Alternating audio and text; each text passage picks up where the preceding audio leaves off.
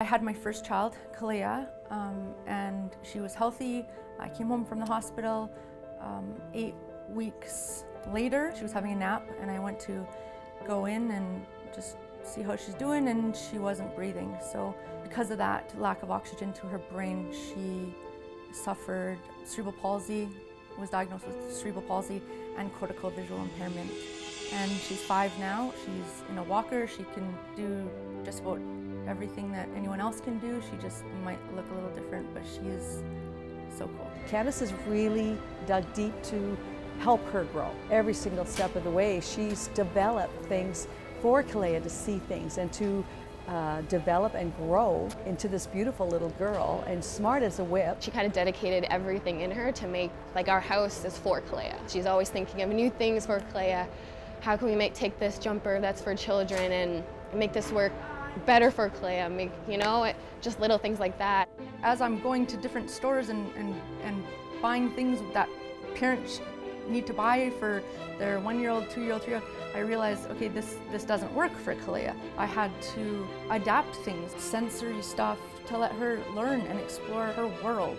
And so now she's in this position where she's sharing all these amazing ideas with people, with other people who have special needs children. It's really challenging going in these typical play places, which are awesome, but when Kalea can play in a place, it's usually in a location where we have to make an appointment, tell our diagnosis, be on a waiting list, and it's almost like a program. And then it's a really cool room where it's, accessible for her to play. But if I just have 2 hours and I want to kill and I want to go and play with my daughter, there is nowhere in the city that I can go that's accessible and inclusive and drop in. And that is why I had a vision and a dream of making a place where all kids with all abilities can play.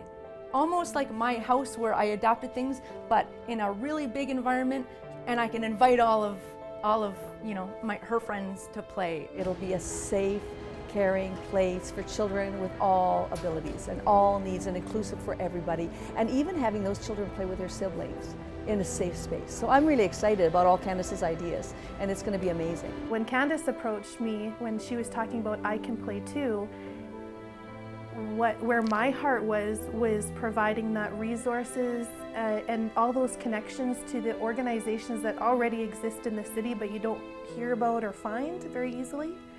So it was just a really good fit to be able to have the play park and then the resource center together so that the kids are getting what they need, but then we're able to offer all those families what they really need, because it goes hand in hand.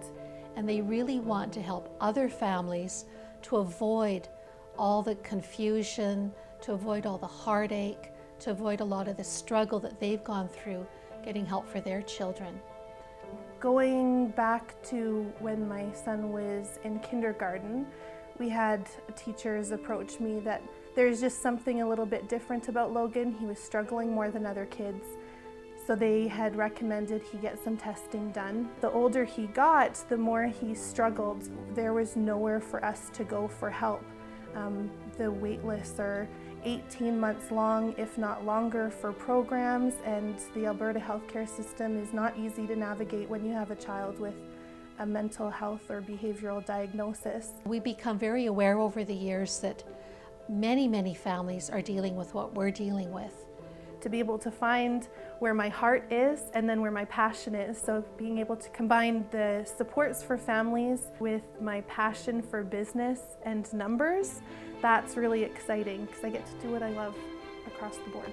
The Children's Disability Support Network is a registered nonprofit within Alberta, and we will be operating our play park portion of our facility as I Can Play Too.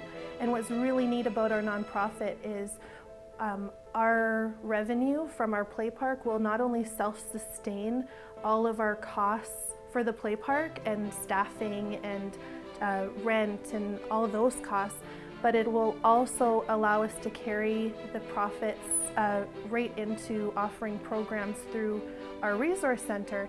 And we're eligible for so many grants that we're going to be able to take advantage of to increase the amount of supports we're able to offer.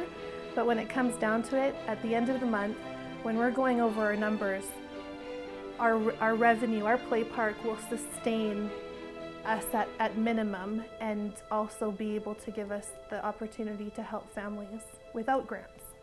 And I just see it exploding. I see the need out there is so huge. We're planning on making an adapted play center, so we're gonna get equipment and adapt them to all levels. So whether it's just a little extra you need, or whether it's harnesses, but you can go on that merry-go-round too, and you can go on a swing too. And if you're in a wheelchair, guess what? We're gonna get a wheelchair swing, and you can go on that too. I think some of the kids are going to find out that they can do things they never even thought they could do. And then the sensory room, the multi-sensory room is gonna be amazing for calming, for kids that have sensory issues, that learn through lights or calmness. These concepts can be spread throughout Alberta, throughout Canada, even North America. This is a groundbreaking move that they're making, and it's going to meet the needs of so many families in years and generations to come. I want people in other provinces around the country to say, did you hear what they have in Edmonton? We need that here.